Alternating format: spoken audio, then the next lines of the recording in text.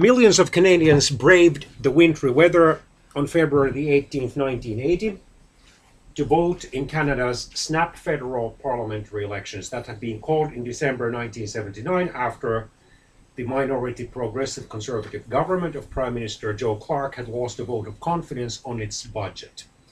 Clark remained intransigent during the election campaign, promising that should he be able to form the next federal cabinet, he would reintroduce the budget.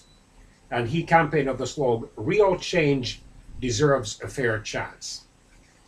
Trudeau not only rejected the federal budget, but he also somehow implied that Canada would become a more united country if he returned to power, in contrast to the inexperienced Clark. At issue was the upcoming Quebec independence referendum that would be held in May 1980, and that would result in the rejection of the separatist government's proposal to give it a mandate to negotiate the terms of separation from the rest of Canada with the Canadian federal government. Almost 60% voted against giving the separatist government of Quebec that mandate.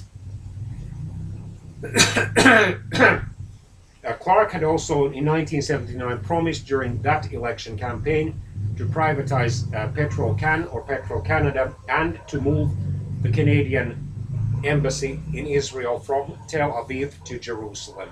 He then backtracked at least on the second proposal. Some Canadian Christians, such as the longtime former host of 100 Huntley Street, Canada's probably most famous and most popular Christian television program, David Mains, believed that Clark lost the election because he backtracked from that promise in the face of Arab opposition to it.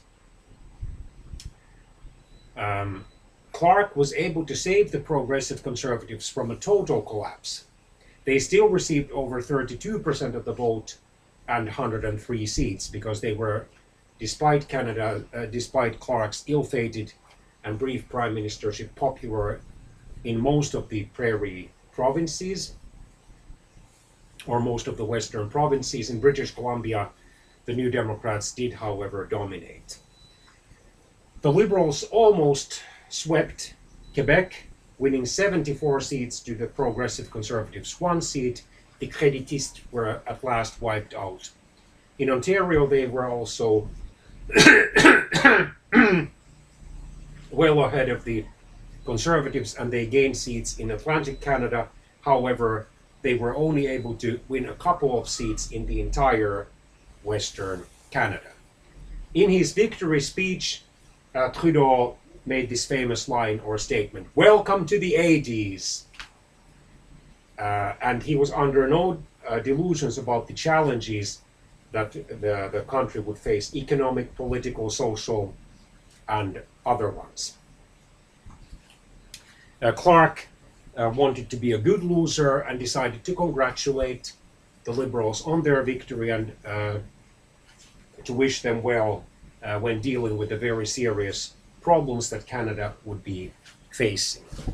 The New Democrats were able to benefit to some extent from the Conservative defeat, and perhaps even to some slight extent from the collapse of the Créditistes, who were eliminated for good from the Canadian House of Commons. They rose to 32 seats in the House of Commons. Not a big enough seat total to seriously challenge either one of the two main political parties of that time, but anyway, to show that they were still a force to be reckoned with. The turnout was down sharply to 69.3%, maybe partly because of the fact that the election occurred in the winter time, and maybe partly because the voters, many of the voters, considered the election rather unnecessary and boring, and didn't believe that either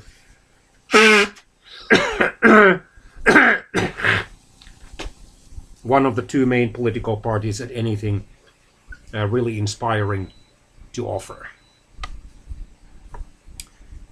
The Liberals rose to 44.3% of the popular vote and 4,855,000 votes and 147 seats. The Conservatives fell to 32.5% of the popular vote, or about 3,553,000 votes and 103 seats.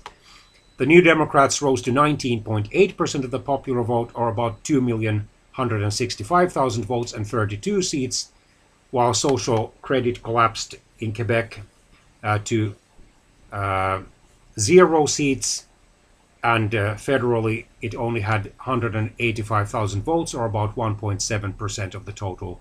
Trudeau, then after the Quebec referendum and independence, concentrated on repatriating the Canadian Constitution, and he managed to get the agreement of 9 of the 10 provincial prime ministers or premiers by November 1981, so that he could formally present that petition to the British government and parliament to pass a new law which would in a sense repatriate the Canadian Constitution.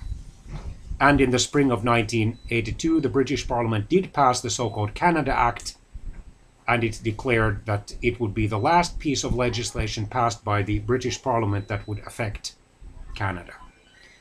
In April 1982, Trudeau and the British Queen and the head of the Commonwealth, and therefore nominally also the Canadian Queen, Elizabeth II, signed the new Canadian Constitution, which, however, Quebec to date has not formally ratified. Through the Charter of Rights and Freedoms, it is somehow in force also in Quebec, hence the attempts through the Meech Lake Accord and the Charlottetown Accord to have Quebec formally approve the Constitution. Clark would lose his leadership in June 1983 to Brian Mulroney of Quebec. Trudeau would voluntarily step down in June 1984 to be succeeded by former Justice and Finance Minister and Corporate Affairs Minister John Turner.